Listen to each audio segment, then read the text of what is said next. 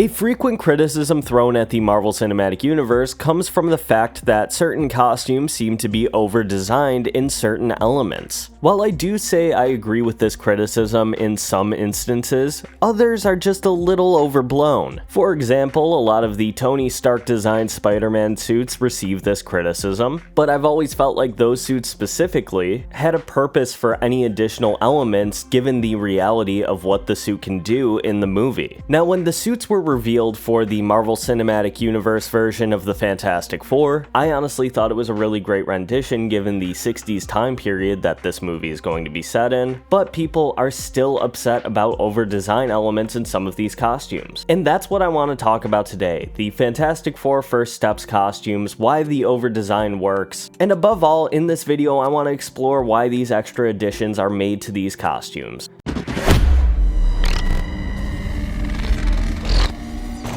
Let's start with looking at some of the earliest iterations of creating superhero costumes for film. Back when these characters debuted in black and white serials back in the 40s, there wasn't really a desire to make them work in a realistic setting. Film itself at the time was a lot more exaggerated, over the top, and these serials weren't supposed to be taken very seriously. They were short episodes that would entertain crowds before a movie would start. So making a Batman or Captain America costume that could have been purchased at a Halloween store wasn't that big of an issue when it was used on screen. After all, superheroes were primarily just children's entertainment back in those days. And we even saw this bleed over into the Batman of the 1960s, which really had the tone of just bringing a comic book to life. And to match that, the costumes looked intentionally camp and straight out of the comics that were being printed at the same exact time. But then we get into the 70s and 80s. Spielberg and George Lucas create a new standard for what a blockbuster movie with kind of fantastical elements can be. And we see this inspire movies like Richard Donner's Superman.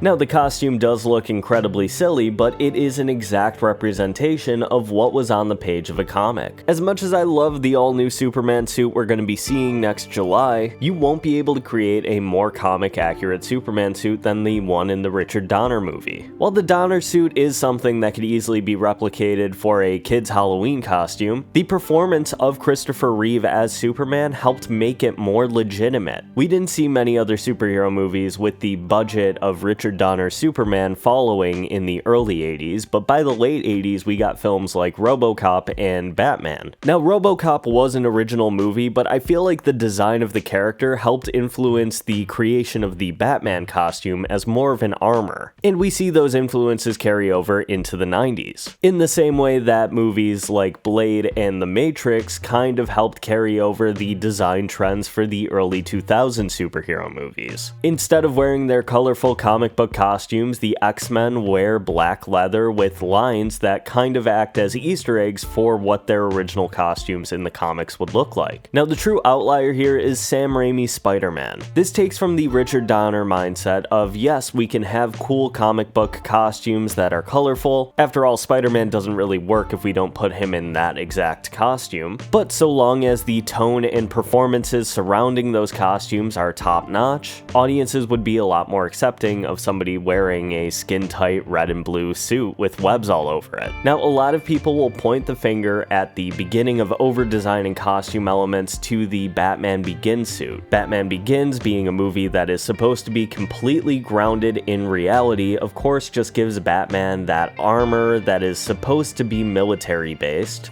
but it's covered with bat details. Now, I've never liked this suit as a Batman suit, but I think it works well within the confines of the Dark Knight trilogy. But I'm gonna be honest, I don't really see the effects of that costume design on the Marvel Cinematic Universe. If anything, the Sony and Fox Marvel movies that followed the Dark Knight take away more from this than anything in the MCU, which, let's look at it chronologically. Iron Man, a fantastic adaptation of the Iron Man suit from the comics. And I think the same thing can be said about many of the characters that followed it up until we get to Captain America. Now, I think the Captain America the First Avenger suit is a really smart adaptation of that character. The initial propaganda version of the suit is, of course, a pitch-perfect version of the Captain America of the comics, but seeing that guy run into battle just didn't make that much sense. Of course, they would adorn him with the same color scheme that he had before, but make it more period appropriate with World War II era gear. And while I'm not a huge fan of the suit he wore in the Avengers, it serves its narrative purpose, and they even make reference to the fact that it looks a little outdated. But then we get to phase 2 and 3, where a lot of these problems begin to rear their head. Many people point at Vision as being extremely overdesigned. This one I disagree with, because if we look at the narrative of the movie, we have 3 different characters that influenced Vision in his design and appearance. Ultron created the base of the character, Tony Stark and Bruce Banner to some extent helped finish the early version of the character, and Vision himself had his own influence on the design of what he looked like. He was surrounded in a room filled with costumed heroes, and he just kept adding on to the design. Then, a couple movies later, we get the first appearance of Spider-Man in the MCU. Now, let me take you back to Spider-Man at this time. The Raimi suit was a great rendition of the character on screen at the time those movies released. Then we have the Andrew Garfield suit from the first Amazing Spider-Man movie, which I think carries a lot of those Dark Knight tendencies over. In the behind the scenes, they talk about how they tried to make the suit as realistic for a teenager to make as possible, and we also see the construction of the suit happening in the movie. But then we get what I consider the perfect Spider-Man suit on the big screen. The Amazing Spider-Man 2 suit was so perfect, but it was stuck in such an aggressively middling movie. So in the lead up to Spider-Man's appearance in Captain America Civil War, there was a lot of discussion on how the MCU was going to choose to adapt this character's costume. And we didn't see the first appearance until the second trailer for the movie just months before its release, with the part that stole the show being the anamorphic lenses. Now, this has always been a key feature that has made me really like the MCU Spider-Man suit, but a lot of people have their own hang-ups given the additional lines that are featured on the suit. Now, in the reality of the MCU, the Stark suit and every subsequent suit that followed is outfitted with a ton of tech, and we see the interior when Ned and Peter are attempting to hack the suit. This, along with the vacuum seal ability of the suit, has always justified those additional lines on the costume. The designer looked at all of the abilities that this suit possessed and kind of thought, okay, how would this work into the outside of the costume also? Something that is not added in the final suit that we see in No Way Home. This one is completely handmade by Peter Parker, so it doesn't include those additional details. While you may not like the additional lines on the suit, I do feel like there was a purpose in adding them. They're not just there for the sake of adding additional lines onto a costume for no reason. But that brings us to the Fantastic Four suits in First Steps. Now, I really like these suits. I think they work very well for the period the movie is set in. I like that each character has their own unique color combination, but that hasn't stopped fans from nitpicking certain details on each of these costumes. Now, we won't know the purpose of everything until the movie comes out, but I believe that they're there to reflect their abilities. The 2015 Fantastic Four had this idea that I don't remember if it was included in the movie, but each of the suits worked to help them develop and control their powers. And I believe that's kind of what we see here. Reed would need a suit that's capable of stretching with him. Johnny would need a suit that he could fully ignite with, which, by the way, an awesome detail in this suit is the fact that the texture of the costume make his full form as the Human Torch look exactly like the Jack Kirby design, which I think is a really nice touch. And the discussion of whether or not these costumes are going to carry over into the MCU following Doomsday has been a very hot topic. They reflect the 60s very well, but not really the modern day. And with that, I just have to say, I don't think it matters. I really like these costumes on these characters, and I could see them fitting well into the MCU. But ultimately, is there a larger problem with the MCU and their costume design? I see the term MCUifying thrown around whenever a new costume comes up. And while the MCU does have its misses with costumes, Thor Love and Thunder, I'm looking at you, I think they ultimately hit the nail on the head more often than not. There is a balance between making something practical in real life and comic accuracy, and for the most part, I'd say the MCU does a pretty good job striking that balance. Having something be comic accurate does not always mean it looks right. I think there's a few examples where that is extremely evident. Those are just my thoughts though. Please let me know what you think about this down in the comments below, and I will see you in the next video.